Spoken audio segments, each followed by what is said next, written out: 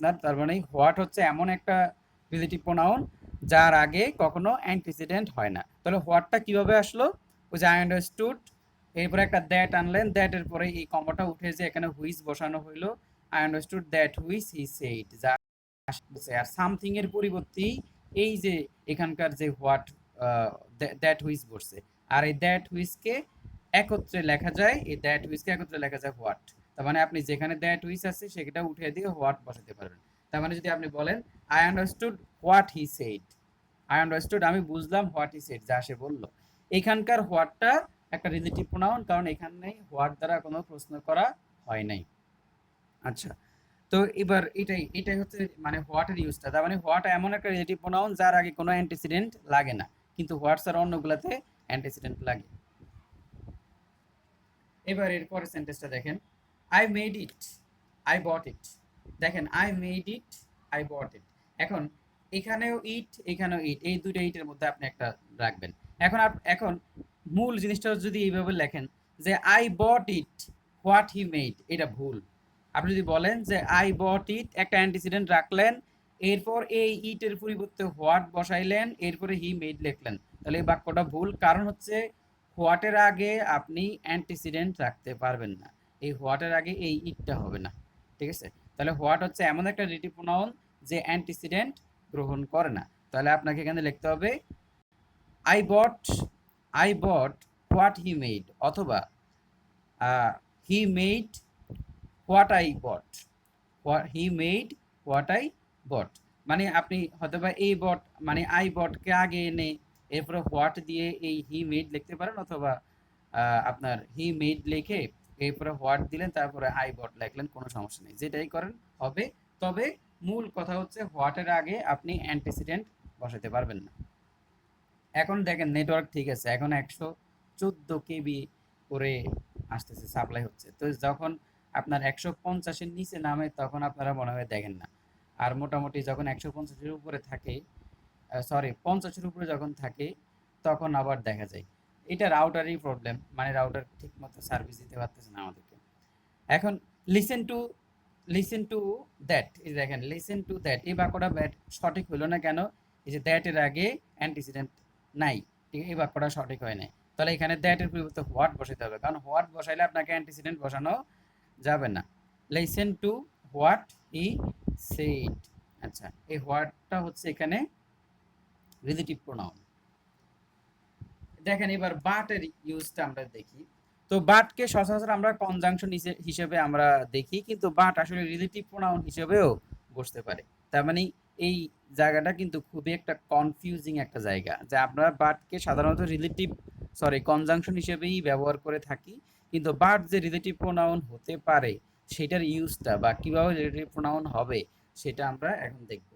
যদি বলেন যে this is no mother who does not love child. এখন আমি যে এই সেন্টেন্সটা নিয়ে কথা বলতেছি এটা পরীক্ষায় অনেকবার আসছে। দেয়ার ইজ নো মাদার, এমন কোনো মা নাই। এই যে হু, এই হু কাকে নির্দেশ করতেছে? মাদারকে। ডাজ নট লাভ চাইল্ড, তার বাচ্চাকে ভালোবাসে না, এরকম কোনো মা নাই। There is no mother. এখন দেয়ার ইজ নো মাদারের পরে এই যে হু ডাজ নট, এই হু ডাজ নটটা এটা হচ্ছে এই পুরো শব্দটা উঠে যাবে, উঠে যায় এখানে বাট কথাটা আসবে। তো মনে রাখবেন বাট সবসময় কন্ট্রাস্ট অর্থ দেয়। কন্ট্রাস্ট অর্থ হচ্ছে আগে যা বলবে, বাটের আগে যা বলবে বাটের পরে ঠিক তার উল্টাটা বলবে। দেয়ার ইজ নো মাদার, এমন কোনো মা নেই, বাট লাভস হার চাইল্ড, যে সন্তানকে ভালোবাসে না। তার মানে এই যে এর আগে বলছে এমন কোনো মা নাই, আর দেখেন এর আগে একটা নেগেটিভ অর্থ ছিল, there is no mother, no ছিল, পরেরটা আবার পজিটিভ ছিল। তার মানে এক পাশটা নেগেটিভ হলে অপর পাশটা পজিটিভ হবে। এই যে এই পাশটা নেগেটিভ ছিল, এই পাশটা পজিটিভ ছিল। তো এখানে বাটটা আপনার কনজাংশন না। বাট যদি কনজাংশন হিসেবে বসতে হয় তখন সে যুক্ত করবে, মানে তখন তার দুই পাশটা ইকুয়াল থাকবে। তো এখন দেখেন দেয়ার ইজ নো মাদার, এখানে যেহেতু কন্ট্রাস্ট তথ্য দিচ্ছে, এক পাশে একরকম অন্য পাশে আরেক রকম, নেগেটিভ পজিটিভ কন্ট্রাস্ট একটা তথ্য দিচ্ছে, এই জন্য এখানে এখানকার যে বাট, এই বাটটা হচ্ছে আসলে রিলেটিভ প্রোনাউন। তাহলে দেখেন there is no mother but loves her child, এখানে বাটটা হচ্ছে রিলেটিভ প্রোনাউন। আর এই বাটটা কার পরিবর্তে বসছে? হু does not, who does not love child. ঠিক আছে, তাহলে হু ডাজ নটটা উঠে যায়, এখানে বাট হয়েছে। তো there is no man but wiser to be happy. তাহলে এখানে দেখেন এই যে বাট, এই বাটটা এখানে তাও কন্ট্রাস্ট হচ্ছে, দেয়ার ইজ নো ম্যান, এমন কোনো মানুষ নাই, we should to be happy, sorry we should to be happy, মানে এমন কোনো মানুষ নাই যে মানুষটা সুখী হতে চায় না, প্রত্যেকটা মানুষ সুখী হতে চায়। জন্য বাংলা একটা গান আছে কি, সবাই তো সুখী হতে চায়, কেউ হয় আর কেউ হয় না, এরকম একটা গান আছে অনেক আগে, মনে হয় মান্নাদের হবে। আচ্ছা, এখন বাট হচ্ছে হু, বাট হচ্ছে কি আপনার হু ডাজ নট। আগে শিল্পীরা খুব ভালো ছিল, যে ভূপেন হাজারির গান আছে মানুষ মানুষের জন্য, অনেক সুন্দর গান। এখনকার তো আহ, গান, এখনকার গুলো ভালো, মাঝে মাঝে কিছু উল্টা পাল্টা শিল্পী থাকে, এরা সংবং গান গায়। তো অ্যাজ এর ব্যবহার, তো অ্যাজ কে আমরা চারটা ভাগে আমরা ভাগ করে ব্যবহার করতে পারি। তো অ্যাজ কে আমরা দেখতে পাই যে সাস প্লাস নাউন প্লাস এস, মানে সাস নাউন এস এইভাবে ইউজ হতে পারে। দ্য সেম নাউন এরপরে এস এইভাবে ইউজ হতে পারে। এই দুটা বেশি মনে না না রাখতে পারলেও পরের গুলা মনে রাখতে হবে। এস অ্যাডজেক্টিভ পরে আবার এস, মানে এস ডট ডট এস বলি আমরা। এস ভিতরে অ্যাডজেক্টিভ থাকবে, পরে আবার একটা এস থাকলে এটা হা বোধক বোঝায়। আর যদি বলে যে সো অ্যাডজেক্টিভ এরপরে এস, তখন এটা না বোধক অর্থ দেয়। তার মানে প্রথমটা পজিটিভ, এরপরেরটা প্রথমটা অ্যাফার্মেটিভ, এরপরেরটা নেগেটিভ। এখন আমরা এবার উদাহরণে যাই, দেখি কিরকম এটা। দেখেন এখানে আমরা কালকে নাউন প্রোনাউন থেকে প্র্যাকটিস করব। কালকের এখানে সেশনে P2 এর যে প্রশ্ন ব্যাংক, সেই প্রশ্ন ব্যাংক থেকে নাউন প্রোনাউনের উপর আমাদের কি বলে প্র্যাকটিস থাকবে। ওখানকার প্রশ্ন ব্যাংক থেকে আমরা পরীক্ষা দেবো একসাথে, ওই যে এর আগে বাংলাতে যেভাবে হয়েছিল ওইভাবে আমরা সবাই একসাথে বসে পরীক্ষা দেব। আর কালকে নাউন থেকে, নাউন প্রোনাউন থেকে আমাদের এখানে মানে ধরেন যে 50টা বা আরো বেশি প্রশ্ন নেব।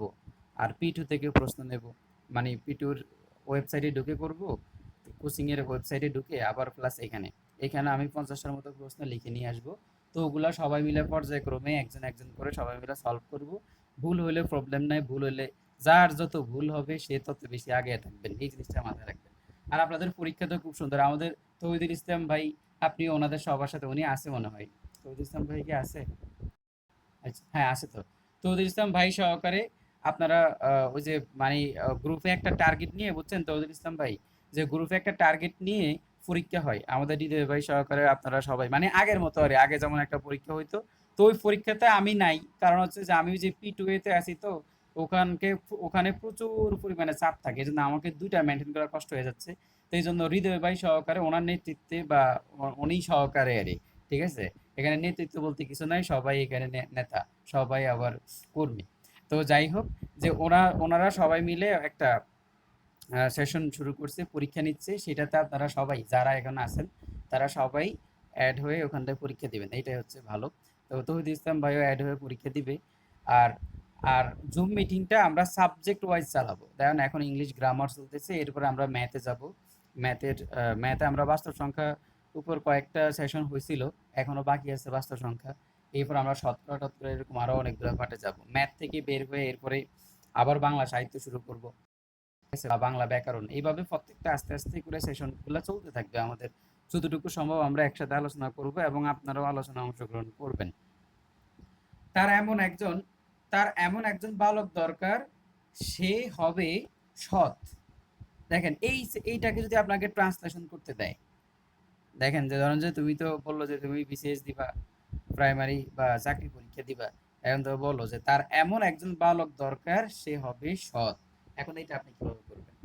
এখন দেখেন যে তার এমন একজন, ওই যে বলেন না ছাঁচ বলি, ছাঁচ মানে এমন একজন, তার এমন একজন বালক দরকার। তাহলে দেখেন তার এমন একজন বালক দরকার, এইটাই হলো মূল বিষয়, তার এমন একজন বালক দরকার। তাহলে এখন তার যদি হয় তার এমন একজন বালক দরকার, এইটা হচ্ছে মূল ক্লোজ বা মূল অংশটা।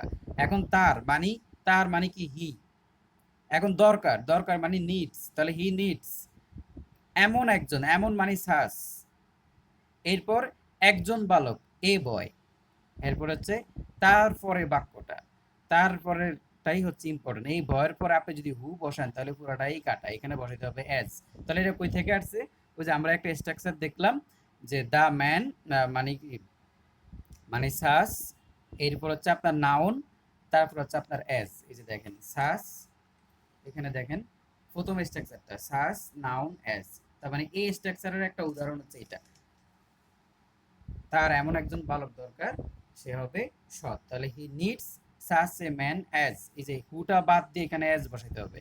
যে হু বলবে তারটা শেষ, কারণ হচ্ছে সাসের পরে নাউনের পরে রিলেটিভ প্রোনাউন হিসাবে অ্যাজ বসে, হু না। যে হু বসাবে তারটা ভুল। আর এই বাক্যটাতে আসলে সবাই হুই বসাতে চাবে, যে হি needs such a boy who will be honest. এইভাবে বললে মজা লাগে, ভালো লাগে শুনতে। কিন্তু আসলে এখানে সার্চের পরে নাউন আসলে অবশ্যই রিলেটিভ প্রোনাউন হিসাবে অ্যাজ বসাইতে হবে, হু বসানো যাবে না। এই বইটি আর ওই বইটি এক, এই যে যদি বলে যে এই বইটি আর ওই বইটি এক, এখানে this book is the same. দেখেন দ্য সেম এর পরে এই যে দেখেন এখানে আমাদের সেকেন্ড স্ট্রাকচারটা দ্য সেম নাউন এর পরে অ্যাজ। এখন নাউন এখানে নাই, এখন কি করবেন?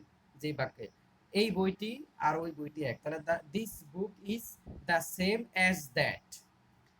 এইটা চাইতে বেশি ইম্পর্টেন্ট হচ্ছে যে শেষের দুইটা, যে সে আমার মতো লম্বা, যদি বলে যে হি as she is as tall as I, এটা সবাই জানেন। আর যদি বলে যে যে সে তার বোনের মতো সুন্দরী নয়, she is not as so beautiful. দেখেন যেহেতু এটা নেগেটিভ অর্থ দিচ্ছে, পজিটিভ অর্থ দিলে অ্যাজ অ্যাডজেক্টিভ অ্যাজ, আর নেগেটিভ অর্থ দিলে সো অ্যাডজেক্টিভ অ্যাজ। দেখেন সে ইজ নট, এই যে নেগেটিভ অর্থ, এই জন্য নেগেটিভ বাক্য। বাক্যটা যখন অ্যাফার্মেটিভ হবে তখন এই স্ট্রাকচার অ্যাজ, উভয় জায়গায় অ্যাজ, মাঝখানে অ্যাডজেক্টিভ। আর যদি বাক্যটা নেগেটিভ হয় তাহলে শুরুতে সো, পরে অ্যাজ, মাঝখানে adjective. He is not so beautiful as her sister, সে তার বোনের মতো সুন্দরী নয়।